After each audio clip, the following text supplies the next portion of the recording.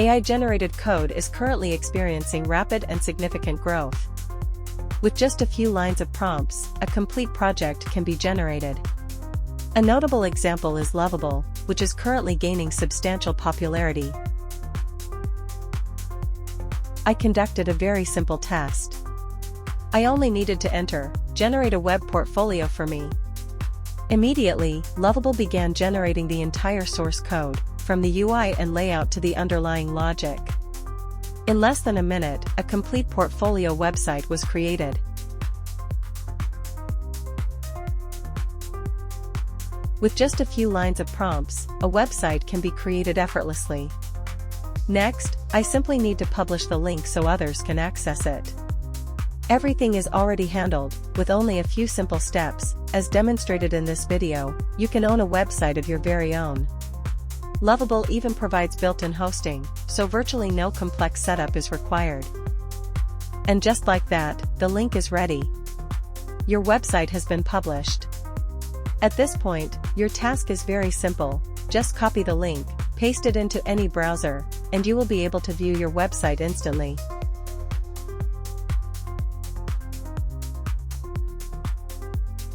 And moreover, Lovable also allows exporting the entire source code to GitHub with just a few simple clicks. Looking at the initial code, it utilizes React and Supabase. Everything appears quite complete, and at first glance, everything seems to be in order. The project's data is stored on Supabase, and by default, Lovable utilizes Supabase Cloud to manage the database. The tables, fields, and overall data structure are automatically generated by AI based on system requirements. In addition, the AI also creates sample data in advance, enabling the website to display more intuitively from the outset.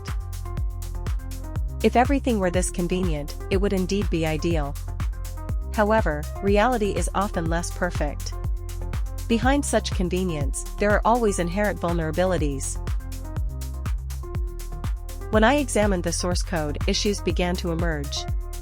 Components were duplicated, lacking reusability.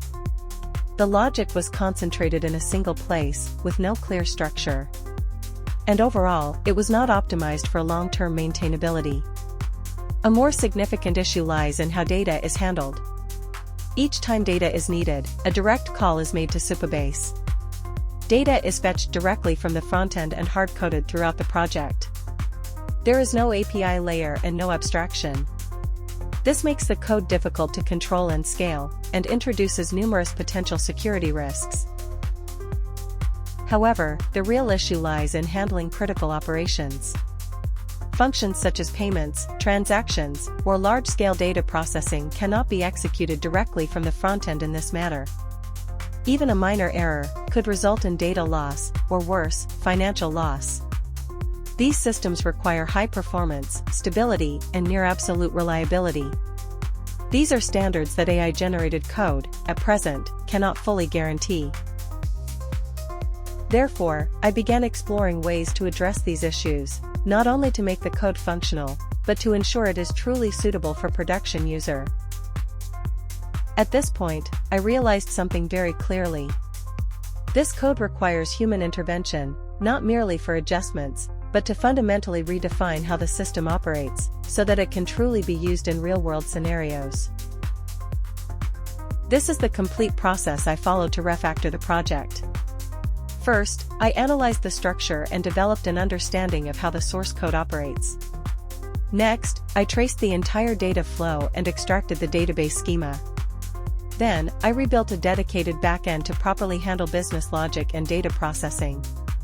Finally, I cleaned up the frontend, retaining only the UI, state management, and API calls. As a result, the entire system became significantly clearer and far more maintainable. I began by analyzing the project's architecture. I reviewed how the folder structure was organized, how the components were connected and interacted with one another, and most importantly, how the data flowed throughout the entire system. From code snippets like these, I was able to identify which tables the application was using. From there, I extracted the entire schema from Supabase. After gaining a clear understanding of the data, I decided to rebuild a dedicated backend. The frontend should not interact directly with the database. A backend layer helps separate business logic, provides better control over data, and ensures security as well as scalability in the future. I chose Nest.js to build the backend, as it provides a clear structure from the outset. It supports modules, services, and dependency injection, making it highly suitable for long-term scalability and maintainability. Supabase was kept unchanged, with no modifications made to the data itself. I only changed how the system accesses and processes the data. Now comes the deployment step. Since this is a demo project, I chose free platforms such as Versal, which are fast and require minimal setup. Next is the step of deploying the project to Versal. First, I log in using my GitHub account. Once logged in, the Versal dashboard appears. From there, I begin by importing the project from GitHub, select the correct repository exported from Lovable, then proceed with a few basic configuration steps, and click the Deploy button. During this process, Versal automatically handles everything, from installing dependencies, to building the project, and finally starting the application. The entire workflow is fully automated, requiring little to no manual intervention. Once completed, Versal provides a free domain that can be used immediately to access the website. Next, I proceed with configuring Supabase for the project. First, I navigate to the project settings on Versal, then locate the environment variables section. This is where I define the variables required to connect to the database. Next, I switch to Supabase and open the Connect section of the project. Here, Supabase provides the necessary credentials for establishing the connection. I copy the corresponding environment variables. Returning to Versal, I paste these variables into the environment variables section. It is important to ensure accuracy to avoid connection errors. In this case, there are two main variables, which I add one by one. This step may take some time, so it is typically sped up in the video. After adding and saving the environment variables, I return to the project's main page on Versal. From there, I select the latest deployment and proceed with a redeploy. At this point, Versal rebuilds the project and automatically applies the configured environment variables. As a result, the project is now able to successfully connect to Supabase.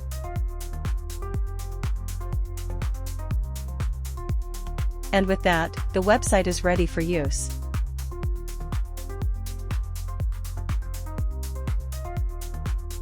From just a few lines of prompts, you can have a complete product.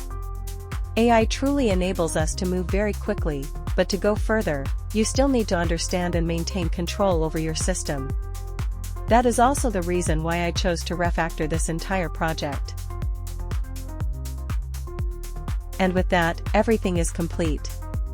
The code has been finalized. From a state where business logic was intertwined with the UI, and Supabase was directly embedded in the front-end, I restructured the entire system into separate modules following a clearer and more well-defined clean architecture. After completing the refactoring, the codebase is now maintainable and ready for production. We now have a deployed product, with both the source code and Supabase hosted on Versal. It is capable of handling critical operations, such as payments, business logic, and complex processes. In contrast, AI-generated code is generally suitable only for demonstration purposes, and is not sufficiently secure or stable for use in real-world systems.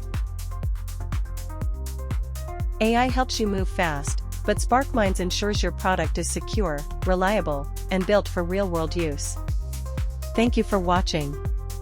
Contact SparkMinds to grow your business in the future.